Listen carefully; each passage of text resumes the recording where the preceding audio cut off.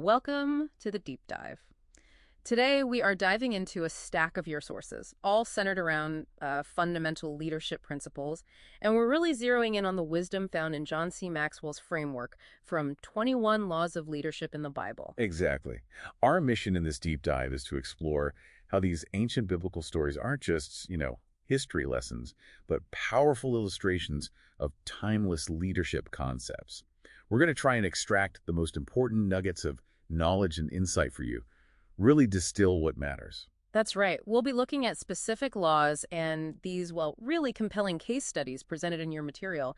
We want to see what figures like Moses, David, Rahab, Nehemiah, and others can truly teach us about leading effectively, in our own lives, whatever our situation. Let's unpack the stack together then, and see what these sources reveal. We'll tackle several of these foundational laws today, starting with one that really explains why some people, or even whole organizations, seem to hit a ceiling. Okay, where do we start? Law number 1, right? The law of the lid. This idea that leadership ability determines a person's level of effectiveness. Exactly. And the source makes a really clear point here. It says, while you might achieve a certain level of, say, personal success through hard work or maybe talent, your ultimate effectiveness, your actual impact, is limited. It's lidded, basically, by your leadership ability. So to increase your potential, your influence, you have to raise that lid. You got it. That's the only way. And it makes perfect sense why, as the source mentions, organizations often look for new leadership during tough times. It feels like they're intuitively reacting to this very law, right? The current leadership's effectiveness has kind of hit its limit for solving the problems they're facing. They need someone with a higher lid. And your sources give us some pretty striking biblical examples to see this play out. Think about Aaron and Moses back in Exodus chapter 32. Moses is up on the mountain. Right, getting the 10 Commandments. And the people down below get impatient. They basically swarm Aaron, who Moses had left in charge. And they demand he make them gods. It's unbelievable. And Aaron's response, he just caves. He tells them, okay, bring your gold, melts it down, makes this golden calf, builds an altar, even announces a festival to the Lord around this idol he just made. It's just wild. It is. And the source asks a really pointed question. Who had greater influence there? Aaron or the people? It's pretty clear, isn't it? The people influenced Aaron way more than he influenced them. Definitely. He let them run completely wild. And the source, it doesn't pull any punches. It says he led them into great sin because he just let things get out of control. He had the title, sure, but his leadership ability in that moment clearly wasn't enough to handle the pressure. His lid was low. Yeah, okay. But then contrast that with Moses.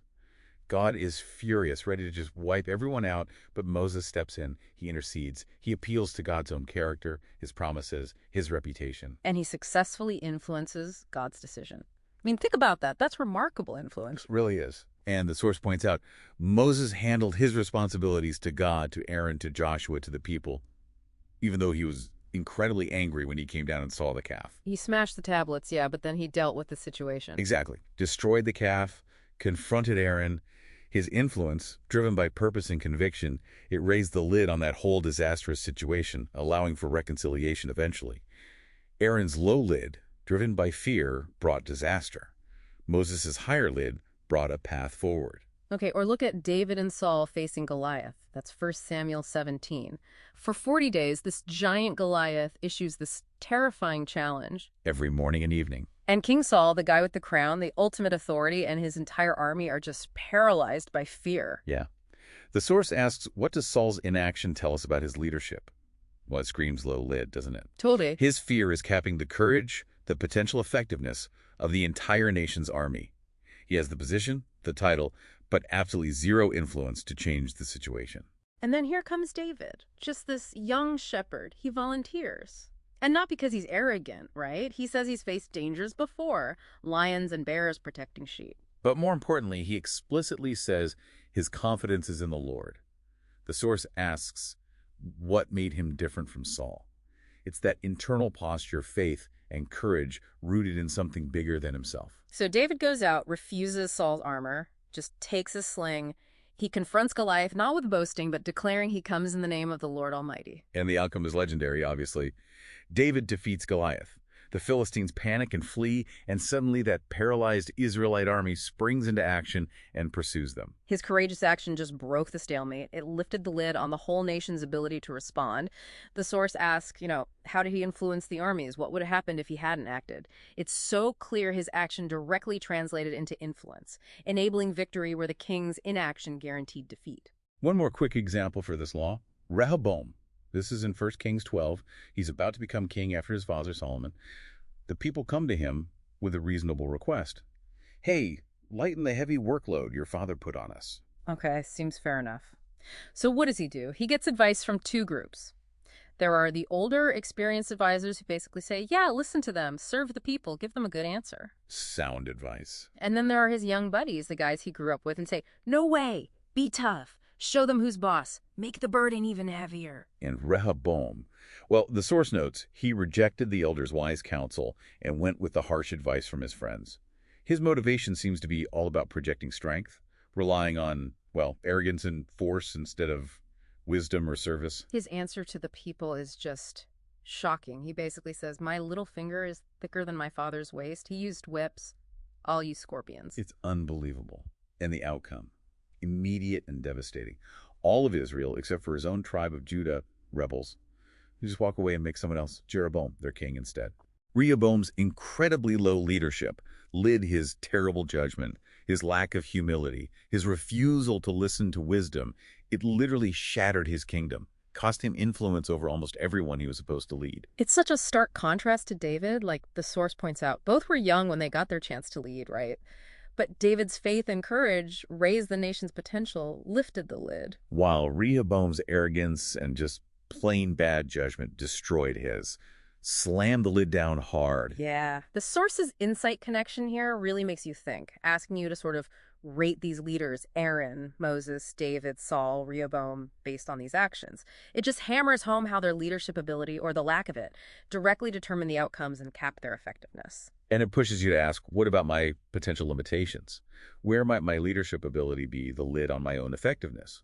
Or maybe the effectiveness of my team, my family, my organization? That's a really crucial question the source prompts us to consider. Okay, so if our effectiveness is capped by our leadership ability, how do we actually, lead people? What's the real currency here? That brings us neatly to law number 2, the law of influence.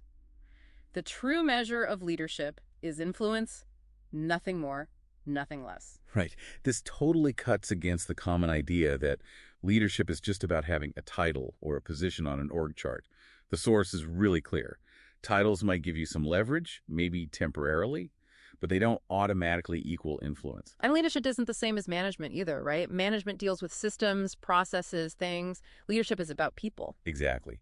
And the source also differentiates leaders from, say, entrepreneurs or experts or even trendsetters. You might be brilliant at starting businesses or know everything about quantum physics or be the first to spot the next big thing. But if people aren't intentionally following you, choosing to go where you're going, well, you're not actually leading them. I love that simple proverb the source includes. He who thinks he leads but has no followers is only taking a walk. If you're not influencing people to move with you, you're basically just out for a stroll by yourself. Perfect summary. And your sources provide some fascinating, maybe even unexpected examples of this law in action. Take Rahab in Joshua chapter 2. Joshua sends 2 spies into the city of Jericho, and they end up staying at her house. Okay. And the king finds out spies are in town, sends messengers to her house to get them. Right. And Rahab, who the source points out is a prostitute, someone with zero formal standing or authority in that society, she takes decisive action. She hides the spies, she lies to the king's men, sends them off on a wild goose chase. And then she goes up on the roof and has this critical conversation with the spies. Exactly. The source asks about her formal role versus her real influence. How did she have it? Well, she demonstrates incredible situational awareness. Great fear has fallen on us, she says. She has crucial information. She expresses faith in Israel's God. And then she leverages all of that to negotiate protection for her entire family. And she absolutely influences the spies. They make a formal oath, a covenant, to protect her and her family when the city falls. And beyond that, her actions and the information she provides later influence Joshua and the whole nation of Israel. It confirms the fear in the city, affects their strategy. What's really striking, as the source notes, is that Rahab, this outsider with no formal power, she's named and remembered for her critical role. While the Israelite spies, They remain anonymous. It's such a powerful illustration that influence transcends title, position, social standing. It can come from the most unlikely places. Okay, what about the contrast between Eli, his sons, and young Samuel? That's in 1 Samuel chapter 2. Eli is the high priest, right? A position of immense formal authority. Huge authority. Yeah. And his sons are also priests. They were born into that role. Right. But the text describes them as scoundrels who had no regard for the Lord. They use their position and, frankly, force, the text says, I'll take it by force, to grab the best parts of the sacrifices for themselves. And they were involved in other wicked behavior right there at the tabernacle. Yeah, awful stuff. The source asks about their attitude and motives. It's clearly self-serving. They're leveraging their title, their position, but they have no positive, genuine influence. They get what they want through coercion, not leadership. And Eli, their father, the high priest, he hears about what they're doing and he rebukes them. He does. But they don't listen. Not at all. The source questions Eli's attitude. Maybe he wasn't firm enough. But the critical point is his complete lack of influence over his own sons, despite his massive formal authority. And then you contrast that with Samuel, who's just a boy serving in the temple under Eli. Right. The source says Samuel grew in stature and in favor with the Lord and with people. The source asks, why couldn't Eli change his sons? But Samuel grew in the right direction. Is it just Samuel, even as a boy, was developing real influence? He had favor with people. While Eli, the high priest, lacked it where it arguably mattered most. Precisely. Our final example for influence is the Apostle Paul in Acts chapter 27. He's on a ship heading to Italy, but not as a missionary leader this time. He's a prisoner under guard. There's a Roman centurion, Julius, soldiers. So the centurion has all the formal authority on that ship initially, and he actually ignores Paul's warning that the voyage is going to be dangerous. He listens to the ship owner and pilot instead. Yeah. But then, predictably, a massive storm hits. Hurricane force winds. Everyone gives up hope. They think they're going to die. And who stands up? Paul, the prisoner. Right. He encourages them, tells them he had a message from God that no lives would be lost, only the ship. He tells them to eat to keep up their strength. And later, when some of the sailors try to sneak off in the lifeboat to save themselves. Paul warns the centurion, unless these men stay with the ship, you cannot be saved. And this time the centurion listens. He orders the soldiers to cut the ropes to the lifeboat. The source asks about Paul's motivation, obviously saving lives, but also Paul knew he had to get to Rome to stand before Caesar, fulfill his mission. So Paul, the prisoner, gained influence right in the middle of a crisis, exactly when the formal leader's authority seemed to falter. Exactly. The source asks how his influence changed and why. Probably his accurate prediction earlier, his calm demeanor, the perceived divine authority behind his words. It earned him trust and influence precisely when it was needed most. And everyone made it to land safely, just like Paul said. The centurion even saved Paul's life from the other soldiers later. It's such a powerful picture. True leadership influence isn't about your title on paper. It's earned, often in the toughest times. Yeah. The insight connection from the source for this law asks you to think about who gained influence and who lost it in these stories, and why. It starkly contrasts people with formal authority like Eli, his sons, the centurion initially, with those who gained influence despite lacking it, like Rahab or Paul the prisoner. And it really makes you think about what this says about leadership and maybe who God chooses to use. It's a powerful reminder that influence goes way beyond position, and God often works through people whose influence comes from something, well, deeper than just a title. Okay, so we know leadership ability is key. It's the lid. And influence is the real measure. But how do you actually get that ability, that influence? It's usually not instant, right? That brings us straight to law number 3, the law of process. Leadership develops daily, not in a day. Yeah, this law really pushes back against that idea that leaders are just born that way. The source says it's more like both leaders are born and made. Leadership is actually a collection of skills, and the good news is these are skills you can learn and improve over time. But it takes perseverance. That's key. Leadership isn't like a switch you flip or some destination you just arrive at. It's a continuous process, something that happens through daily development. Who you become as a leader is shaped by what you do consistently, day in and day out. The source uses an analogy like investing, I think. It's not about winning the lottery overnight. It's the daily, small, incremental growth that compounds over the long haul. Getting just a little bit better each day really adds. Absolutely. And your sources give us 3 really powerful examples of leaders whose development was definitely a long, often difficult process. First, Joseph. We draw from Acts 7 and Psalm 105 here. His own brothers, jealous, sell him into slavery. he gets hauled off to Egypt. Awful start. But the source text in Acts emphasizes that God was with him through all his troubles, giving him wisdom and eventually leading him to find favor with Pharaoh. And boom, he's made ruler over all of Egypt. But that eventually covers a lot of ground. The psalm adds that detail about his feet being bruised with shackles in prison till what he foretold came to pass, till the word of the Lord proved him true. So imagine being Joseph in that pit, or in prison with shackles. What would you think your chances of leadership were then? The source asks, why did God put him through this long, hard process instead of just instantly making him ruler? His journey, slave, prisoner, ruler, took decades. It really demonstrates that developmental process, often involving suffering and waiting. Then there's Moses. His story in Exodus 2 and 3 also shows he couldn't just skip the process. He grows up as a prince in Pharaoh's palace, talk about a peak formal position. Right, top of the heap. But after he impulsively kills an Egyptian who is beating a Hebrew, he has to flee for his life. And he ends up spending the next 40 years in the desert as a shepherd. Quite a change from the palace. The source asks how growing up as Pharaoh's son might have shaped his initial view, his actions. Maybe his early attempts to step in came more from a sense of princely entitlement rather than, real leadership maturity. Could be. And the crucial question the source raises is, what did he learn during those 40 years in the Midian desert, just tending sheep? Yeah. Could he have learned that kind of patience, humility, dependence on God, understanding the struggles of ordinary people? Could he have learned that while he was still living in the palace in Egypt? Probably not. Yeah, seems unlikely. And what's really interesting is when God finally calls him at the burning bush after all that time, Moses is super reluctant to lead. Who am I? He asks. This is a huge shift from the impulsive young man who killed the Egyptian. So the source asks why he might have been reluctant. Perhaps those decades in the desert gave him a much clearer view of his own limitations and the true weight of leadership. It shows the process had humbled him, prepared him in ways his time in Egypt never could have. Absolutely. Our third example here is Peter. His journey you can trace across Matthew 16, Matthew 26, and then Acts 2. Jesus gives Simon this new name, Peter, which means rock. And he declares, on this rock, I will build my church. Sounds like, okay, instant rock-solid leader, right? Done deal. You'd think so. But then, under pressure during Jesus' trial, the supposed rock completely crumbles. He vehemently denies even knowing Jesus 3 times, exactly like Jesus predicted he would.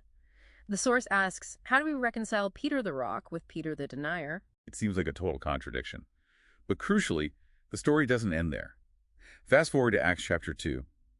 After Jesus' resurrection and ascension, Peter stands up on the day of Pentecost, filled with the Holy Spirit, and preaches this incredibly powerful sermon. And 3,000 people come to faith right then and there. Exactly. So the source asks, what changed between the denial and that powerful transformative preaching?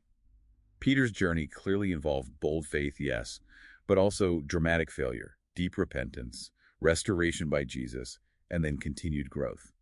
He became the rock Jesus foresaw, but it happened through a process that included painful failure and learning. Wow. Yeah, the insight connection from the source here asks us to think about how Joseph, Moses, and Peter might have felt about that long wait, the difficult parts of the process, and what lessons God might have wanted them to learn through it all. And maybe the most relevant question for us listening, what is God teaching you right now in your own journey of leadership development? The source reminds us that this process is lifelong, and it really unfolds day by day, often in ways we don't expect. Okay, so leadership ability is the cap. Influence is the measure, and it develops through this daily process. But what about actually getting people from point A to point B, making things happen? That brings us to law number 4, the law of navigation.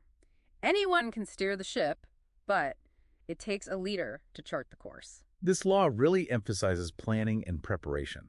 Leaders aren't just reacting to things as they come, they're proactive.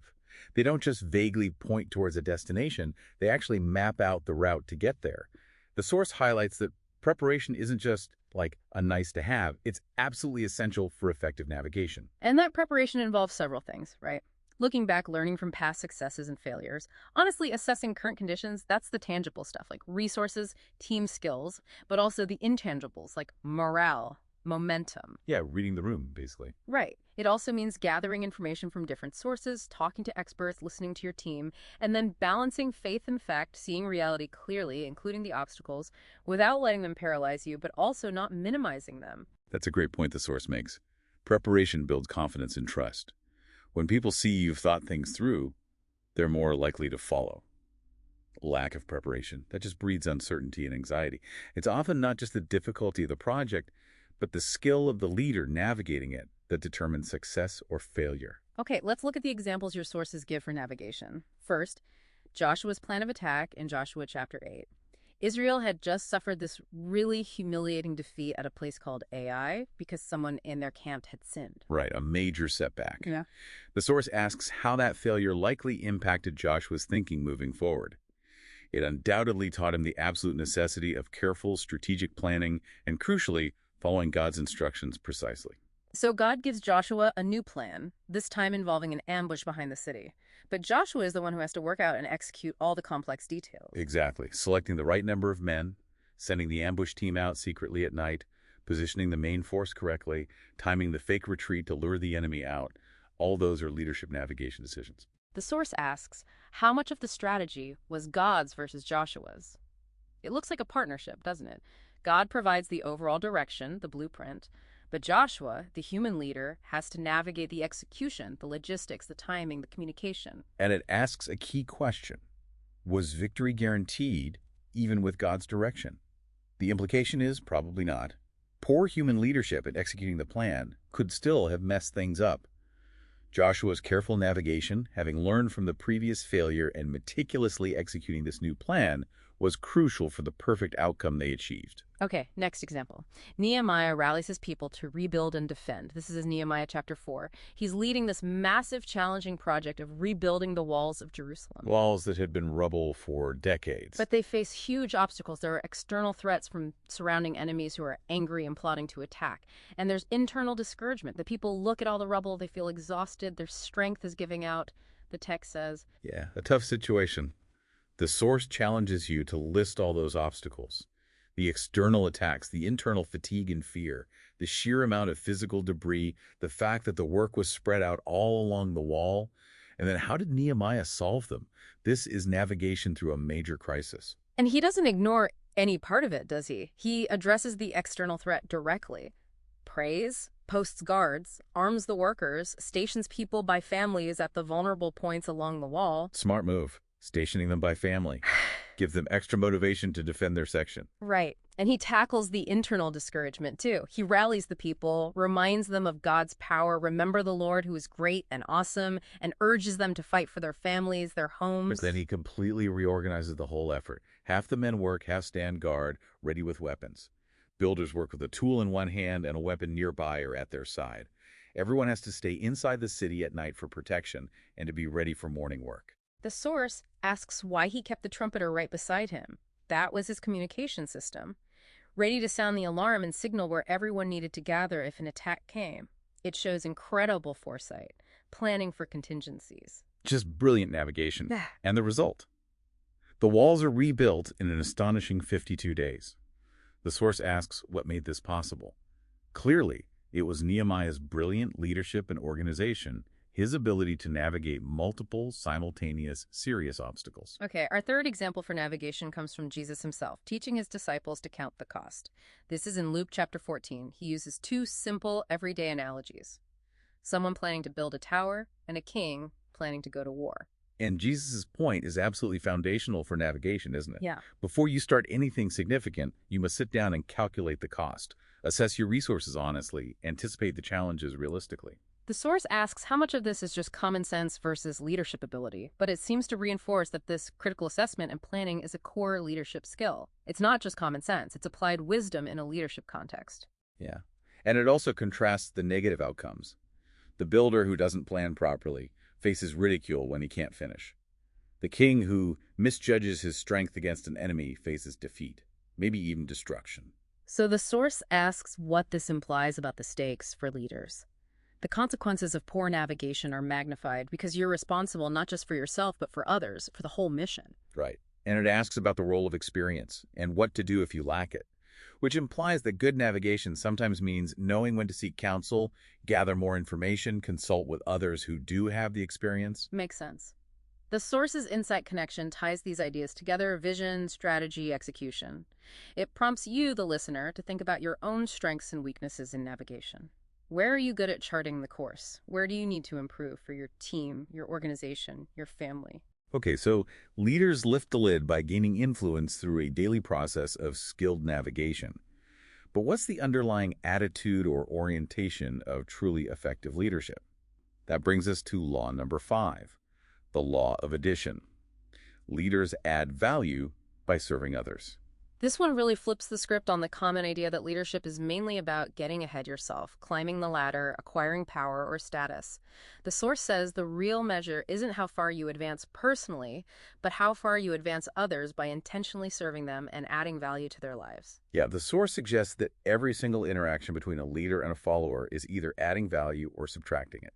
There's no neutral ground. And adding value isn't something that happens by accident. It has to be intentional. It flows from having a genuine servant's mindset. And it suggests the best place to lead is often the place where you can actually serve most effectively. Right. And leaders add value in several specific ways highlighted in the source. First, by genuinely valuing other people, seeing their potential, believing in them. Second, by making themselves more valuable through continuous growth, which connects right back to the law of process we talked about. You have more to give if you're growing yourself. And third, crucially, by knowing what others actually value, which means you have to listen, learn, understand their needs and perspectives before you try to lead them or add value in ways you think are important. When leaders intentionally add value in these ways, the source says everybody wins: the leader, the follower, the organization. And the source points out that this whole approach aligns perfectly with God's values. It also reminds us that power doesn't really change a leader's fundamental character. It just magnifies their impact for good or for ill. Okay, let's look at the examples for adding value. First, Abram took the high road. This is way back in Genesis chapter 13. Abram, who later becomes Abraham, and his nephew Lot have both become very wealthy. Their herds are huge. So big that the land can't support both of them living close together. And predictably, conflict starts breaking out between their herders. Right, so Abram, who's the elder, the patriarch, the leader in this situation, proposes a solution to avoid quarreling between relatives. He says, let's separate. And then, in this really remarkable act of leadership, he gives Lot, his younger nephew, the first choice of which land he wants. Think about that. The source asks about Abram's motivation. It's clearly prioritizing the relationship, keeping peace in the family, over getting the best deal for himself. It asks about his strategy, just letting Lot choose, without trying to influence him or divide it up beforehand. It seems totally counterintuitive in a world focused on maximizing personal gain, doesn't it? It really does. But it's such a powerful demonstration of adding value to Lot by empowering him to choose, and adding value to the relationship by preventing conflict. And Lot looks around, sees the well-watered plain of the Jordan. It looked like the best land, the most advantageous choice, and he takes it. The source asks, how would you feel if your nephew took the prime real estate you offered him first choice on? Why didn't Abram object or complain? Yeah, most people would probably feel a bit resentful. Right. But Abram's willingness to let Lot have the apparently better choice shows leadership that adds value by putting the other person's perceived interests ahead of his own immediate advantage. Okay, next example. Jesus gave a new definition of leadership in Mark chapter 10. Two of his closest disciples, James and John, come to Jesus privately with this incredibly ambitious request. They basically ask, hey, when you come into your glory, can we sit at your right and left hand? The top spots of honor and power. And when the other 10 disciples hear about it, they're indignant. Yeah. Probably because they wanted those same spots themselves. Probably. But Jesus uses this moment, this jockeying for position, to completely redefine leadership for them. He contrasts the way worldly rulers, the Gentile rulers, operate. They lord it over others, exercise authority over them. But Jesus says among his followers, it must be different. He says, whoever wants to become great among you must be your servant, and whoever wants to be first must be slave of all. That's radical. The source asks about James and John's motivation, clearly ambition for position, power, status. It asks if they really understood what Jesus meant when he talked about drinking his cup or sharing his baptism, sharing his suffering. Probably not at that point. And why were the others indignant? Likely that same ambition. But the core question the source poses is profound, and Jesus answers it. How is it possible to become great by being a servant, a slave? It seems like the opposite of greatness. Right. But Jesus points directly to himself as the answer. For even the Son of Man did not come to be served, but to serve, and to give his life as a ransom for many. He completely aligns greatness not with position or power over others, but with sacrificial service for others, adding the ultimate value through his own life and death. Wow. Okay, final example for addition. Paul encouraged putting others first. This is from his letter to the Philippians, chapter 2. He's urging the believers there to be unified, to have the same love, to do nothing out of selfish ambition or vain conceit. Instead, he says, in humility value others above yourselves, not looking to your own interests, but each of you to the interests of the others. And his ultimate example to drive this point home, Christ himself. Paul writes this incredible passage about how Jesus, though he was in his very nature God, didn't grasp onto his equality with God as something to be used for his own advantage.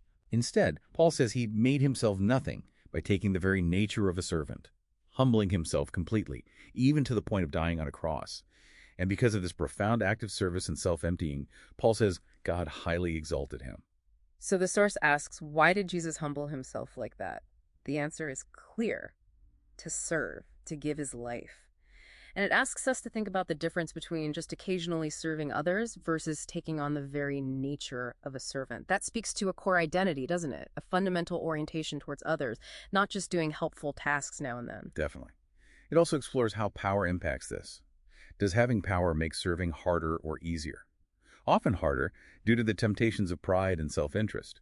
It asks about the difference between self-serving leaders and those who genuinely serve others, and what leaders can do to avoid becoming self-serving things like intentionally focusing on others, cultivating humility, constantly looking back to Christ's example. Yeah. The source's insight connection here is really powerful. All these examples show leaders who intentionally added value through humility, service, putting others first. It directly asks you, the listener, to think. How can you use whatever power or position you have to serve those you lead? And what specific attitudes or actions might you need to change to become more like Jesus in humility and obedience? It really challenges us to commit to specific actions to add value through service. Okay, so if adding value through service is a key expression of leadership, what's the absolute bedrock? What's the thing that everything else rests on? That brings us to law number 6, the law of solid ground. Trust is the foundation of leadership. And the source is crystal clear on this. Trust is completely non-negotiable. It is the foundation. It's the glue that holds leadership together. People might follow you for a little while out of obligation or because of your title or maybe fear. But they will only willingly, wholeheartedly follow someone they truly trust. Long-term, effective leadership is impossible without it. And trust, the source says, is built through a combination of things. Competence, people need to believe you know what you're doing. Connection, people follow leaders they feel connected to. And most importantly, character. The source really emphasizes character as the cornerstone. Yeah, it says people might overlook occasional mistakes in your skill or maybe even personality quirks they don't love, but they won't consistently tolerate lapses in character. Integrity is crucial. Good character, the source explains, creates consistency. People know what to expect from you. They know you'll act reliably and ethically. It also unlocks potential in followers because when they trust you, they feel safe to take risks, to grow, to contribute fully. And it earns deep, genuine respect, which connects back to influence. The source uses this great analogy. Trust is like change in a leader's pocket. Every good decision, every act of integrity earns you more trust change. Every bad decision, every ethical slip-up spends that change. And if you run out of trust, change in your pocket, your leadership is effectively over. That's a powerful image. Let's look at the case studies for this vital law. First, the wisdom of King Solomon, drawing from Proverbs chapter 16. These proverbs offer timeless wisdom, and many are specifically addressed to kings or leaders. Right. The source highlights some characteristics described or prescribed for leaders here. Things like speaking justice, using honest scales and weights, a metaphor for fairness, detesting wrongdoing, establishing their throne through righteousness, delighting in honest speech. It asks if these are just descriptions of how kings were or if they're ideals for all leaders. And how are these qualities acquired? It implies they come through conscious choices, pursuing wisdom, prioritizing righteousness. Leaders who embody these internal qualities, righteousness, justice, honesty, are the ones who build that essential, solid ground of trust. You simply cannot build lasting, positive leadership on a shaky foundation of questionable character. Okay, next case. Character develops from the inside out. This is from Matthew chapter 23, where Jesus delivers this scathing critique of the religious leaders of his day, the teachers of the law and the Pharisees. Yeah, it's intense. He tells the crowds and his disciples to basically obey their teaching because they occupy Moses' seat. They have legitimate authority and often teach the right things from the law, but he explicitly warns them, do not do what they do, for they do not practice what they preach. Ouch.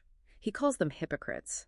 He says they pile heavy burdens on other people's shoulders, but won't lift a finger to help them carry those burdens. They do everything just to be seen by others. All external show, right? Making their religious symbols like phylacteries, those little scripture boxes, and the tassels on their prayer shawls, really conspicuous. Seeking the best seats at banquets and in the synagogues, loving respectful greetings and being called rabbi or teacher. And Jesus uses these really vivid metaphors. He compares them to cleaning only the outside of a cup while the inside is full of greed and self-indulgence. Or like whitewashed tombs, beautiful and clean on the outside but inside, full of death, decay, uncleanness. He says, outwardly they appear righteous to people, but inwardly they are full of hypocrisy and wickedness. So the source asks about their motivation clearly. It's about being seen, gaining honor, getting titles. It asks if people trusted them before Jesus exposed them like this, and what happens to leaders, followers, and the whole organization when leaders don't practice what they preach. It just completely erodes trust, doesn't it? Cripples effectiveness. Absolutely destroys it. And the key principle Jesus lays down here is crucial for the law of solid ground. First, clean the inside of the cup and dish, and then the outside also will be clean. Trust requires internal integrity first and foremost. It can't be faked with just a polished external appearance or performance. Character develops from the inside out. Makes perfect sense. Our third example is Peter giving instruction to other leaders. This is from his first letter, 1 Peter chapter 5. Peter, writing as a fellow elder, notice how he connects with them, builds credibility right away, addresses the other elders, the leaders in the churches. And he tells them how to shepherd God's flock entrusted to them. He says, do it willingly, not because you feel forced to, not pursuing dishonest gain, not doing it for the money, but eagerly because you want to serve. And crucially, he says, don't lord it over those entrusted to you. Don't be domineering bosses, but instead, be examples to the flock. Model the behavior and attitude you want to see. He connects their future reward, the crown of glory, to this kind of faithful, servant-hearted leadership. And he strongly emphasizes humility. Clothe yourselves with humility, urging them to cast their anxiety on God, to be alert against the devil, and to stand firm in their faith. So the source asks, why does Peter start by calling himself a fellow elder? It's about building that connection, that credibility, based on shared experience and role. It helps establish trust from the outset. Right. And it asks what characteristics Peter suggests build trust.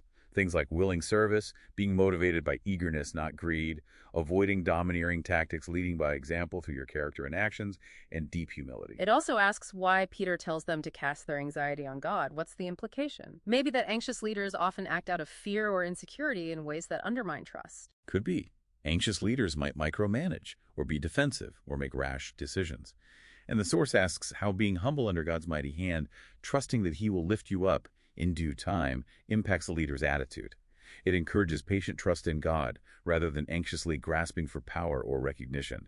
It keeps the focus on serving others faithfully right now. Yeah. The source's insight connection for this law really pulls it together.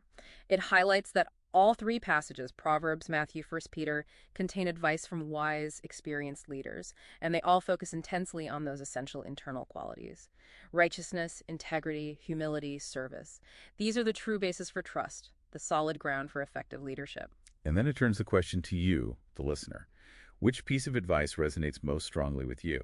And maybe more uncomfortably, where might you be inadvertently undermining trust in your own leadership, even in small ways? It prompts a commitment to specific actions to build or rebuild that solid ground. All right, we've covered a lot.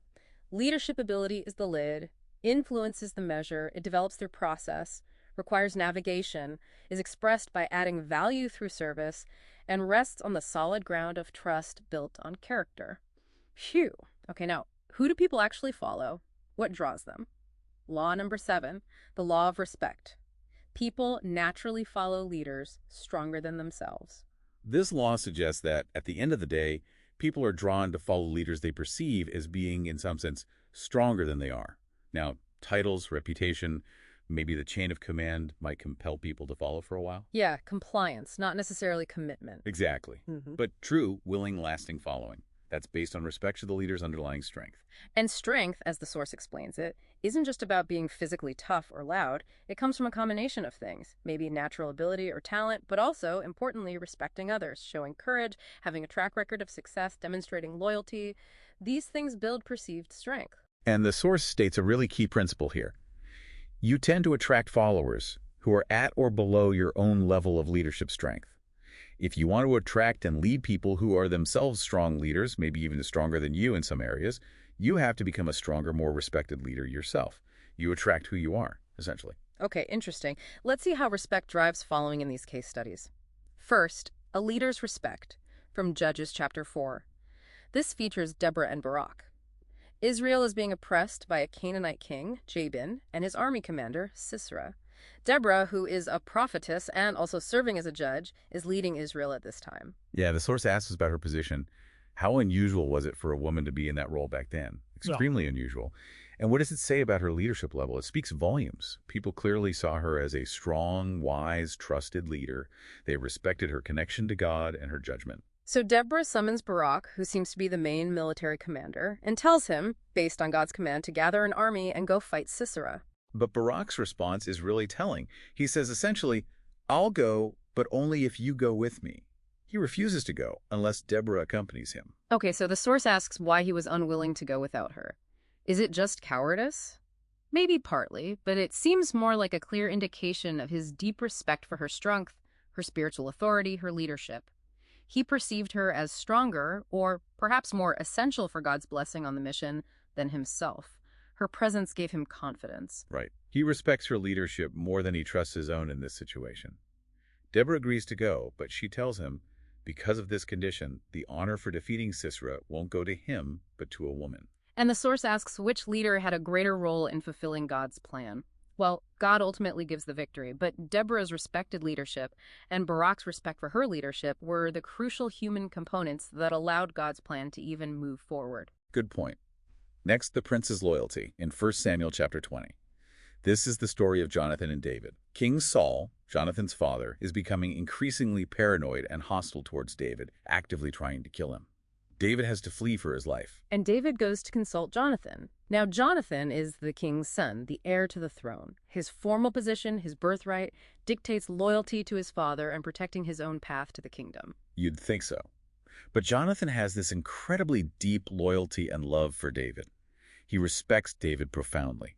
He refuses to believe his father would really harm David, then risks everything to find out Saul's true intentions and warns David. He even makes a covenant, a deep pact of loyalty with David. And Saul's reaction when he finds out Jonathan is siding with David, it's explosive. He calls Jonathan rebellious, shameful, and basically tells him, don't you realize that as long as David lives, neither you nor your kingdom will ever be established? He openly declares David must die. So the source asks, what does Jonathan's extraordinary loyalty communicate about David's leadership? It screams that David had earned profound respect and loyalty, even from the person who stood to lose the most, the throne itself, if David rose to power. And what does Saul's hostility say about David? That Saul perceived him as a major threat precisely because of his growing strength and influence, the respect people had for him? And what about Saul himself? It shows his own insecurity, his fear, his diminishing respect among the people, including his own son. Right. The source asks, what might have happened if Jonathan had sided with Saul? David would have been relentlessly hunted, maybe killed. Jonathan might have eventually become king after Saul, but likely without the deep honor and respect he earned by aligning himself with David, who, in that moment, despite being an outcast, was clearly the stronger, more respected leader in terms of character in God's favor. People were drawn to David's strength, not Saul's title. That makes sense. Okay, third example. The writing on the wall from Daniel chapter 5. King Belshazzar of Babylon is throwing this huge, arrogant, sacrilegious party. He's using the sacred vessel stolen years before from the temple in Jerusalem, drinking wine from them with his nobles and wives. Just blatant disrespect for God. And then suddenly this mysterious hand appears and starts writing on the palace wall. Terrifies the king. He calls in all his wise men, his enchanters, astrologers. Nobody can read or interpret the writing. Panic sets in. Then the queen mother comes in. She remembers someone from the days of the previous king, Nebuchadnezzar Daniel. She tells Belshazzar about Daniel's extraordinary wisdom, insight, understanding, his ability to interpret dreams and solve mysteries. Now, Daniel is an exile from Judah.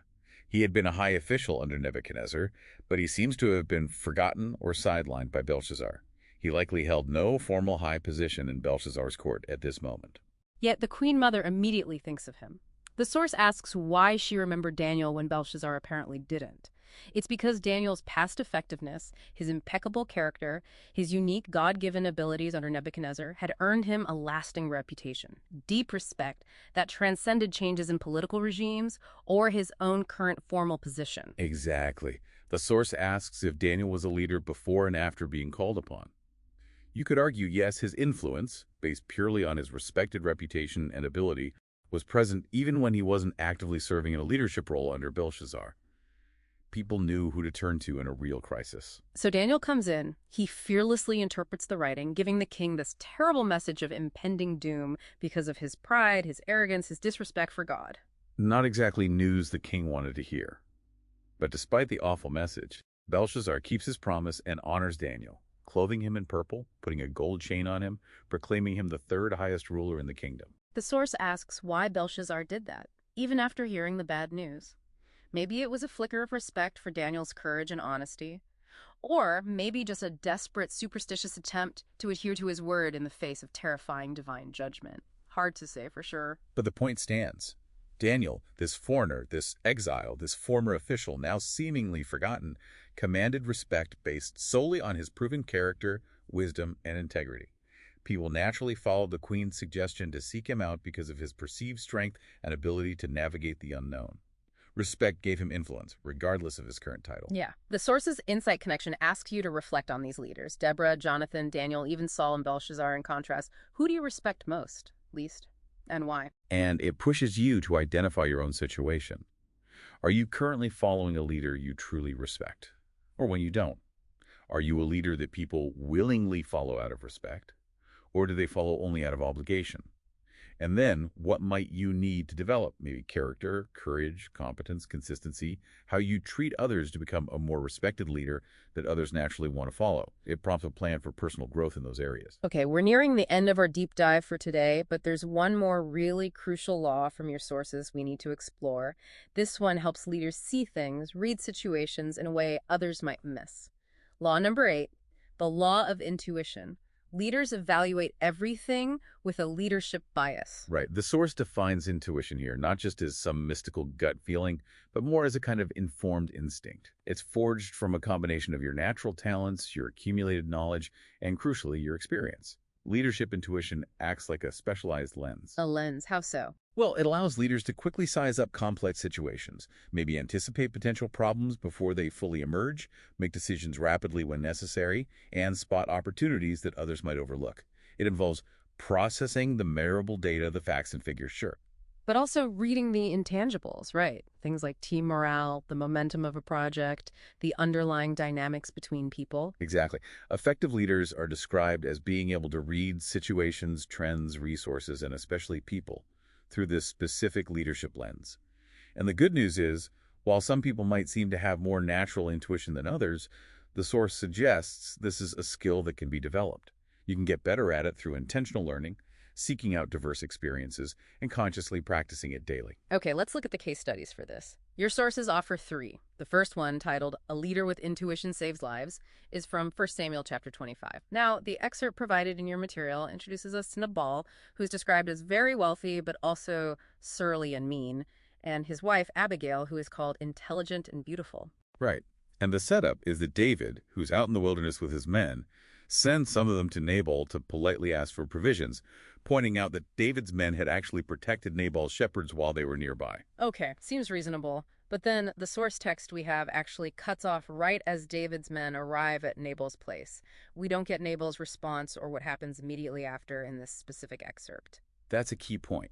The study questions that accompany this section in your material clearly refer to actions that Abigail takes later in the full story actions, where she uses her intelligence and presumably her intuition to understand the extreme danger Nabal's foolish response creates, and then acts decisively to intervene and save many lives, including her husband's, at least temporarily. So the full story definitely illustrates the law of intuition, with Abigail reading the situation and acting effectively. But based only on the partial text provided here, we can't really detail her specific intuitive actions. We know the setup, Nabal's bad character, Abigail's intelligence, but the payoff isn't in this snippet. Exactly. So for illustrating the law with details from the provided text, we'll need to rely more heavily on the other 2 examples that are fully presented in your source material. Understood. Let's look at those then. First, the wisdom of Solomon. back in 1 Kings chapter 3. This is that famous story of the two prostitutes who come to King Solomon with a terrible dispute over a baby. Right. One woman's baby died in the night, and she claims the other woman stole her living baby and put the dead one in its place. The second woman denies it vehemently. They both claim the living child is theirs. And crucially, there are no witnesses, no DNA tests back then. So how does Solomon figure this out? Facts alone aren't enough here. He has to rely on something deeper, leadership intuition perhaps, rooted in profound wisdom and a deep understanding of human nature, particularly maternal instinct. His solution is shocking, initially. He calls for a sword and says, okay, cut the living baby in two and give half to each. And his intuition is confirmed by their reactions, isn't it? The true mother is horrified. She cries out, "Please, my lord, give her the living baby, just don't kill him." Her love for the child overrides her desire to win the dispute. Wow, the false mother. She says, fine, neither I nor you shall have him. Cut him in two. Callous and revealing. So Solomon instantly reads their hearts through their reactions. He discerns the true mother by her desperate, self-sacrificial love. This ability to see through the lies, the conflicting claims, by understanding the underlying motives and emotions in a complex, witnessless situation, that's a powerful demonstration of leadership intuition in action. Absolutely. Our third example is Barnabas sees Paul's potential from Acts chapter 9. This is right after Saul, who later becomes Paul, has his dramatic conversion experience.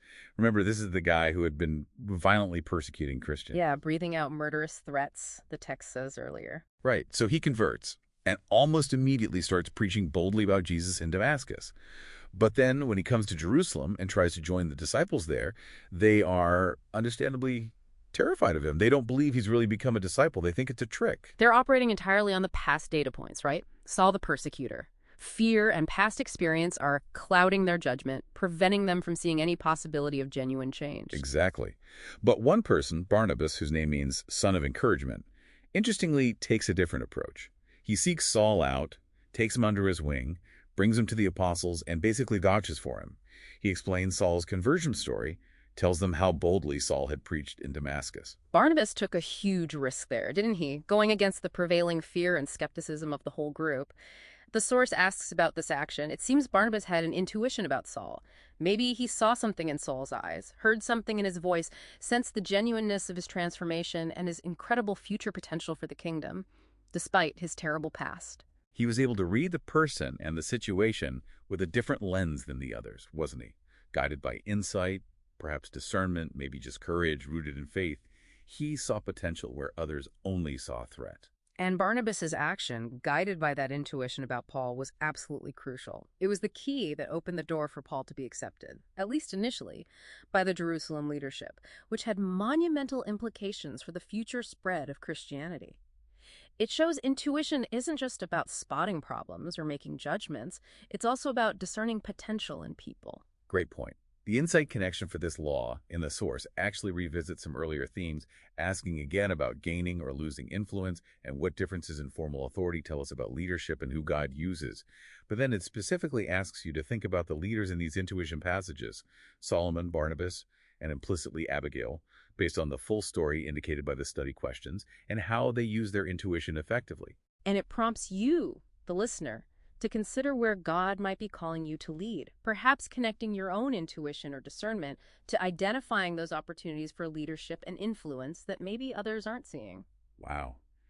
We have definitely taken a significant deep dive today, drawing directly from your sources on these foundational laws of leadership, all illustrated through these rich biblical stories. Yeah, we really covered some ground. We saw how the law of the lid shows our leadership ability really does cap our effectiveness.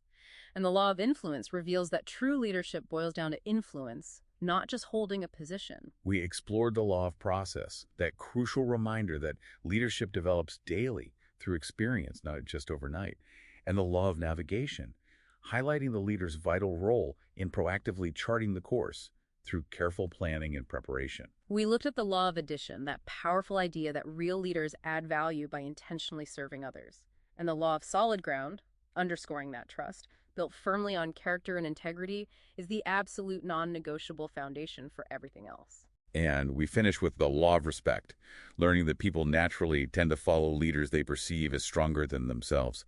And finally, the law of intuition, showing how effective leaders use discernment, repeating situations, and people with insight develop through talent, knowledge, and experience. It's really clear, isn't it? These ancient texts, these stories, offer incredibly profound and honestly very practical insights for anyone looking to lead more effectively today. Whether that's in a formal role, in a family, a community group, anywhere you have influence, the lessons feel timeless, powerful, and directly applicable. You really do. The principles hold up. Absolutely. And as we wrap up this deep dive, here is something specific for you, our listener, to consider and maybe carry with you into your week. Looking back at these 8 laws we've discussed, the lid, influence, process, navigation, addition, solid ground, respect, and intuition, which one of those feels like the greatest area for growth or maybe the biggest challenge in your own leadership right now? Just pick one that resonates most strongly today. Yeah, just one. And then ask yourself, what is just one small, concrete, actionable step you can take, maybe even today or tomorrow, to begin moving forward to start growing in that specific area? Identify that single step, commit to taking it, and trust the process. Leadership develops daily, not in a day. Well said. Until next time on The Deep Dive. Thanks for listening. Visit our library and subscribe below for more book summaries. This has been a Sprint Reads production.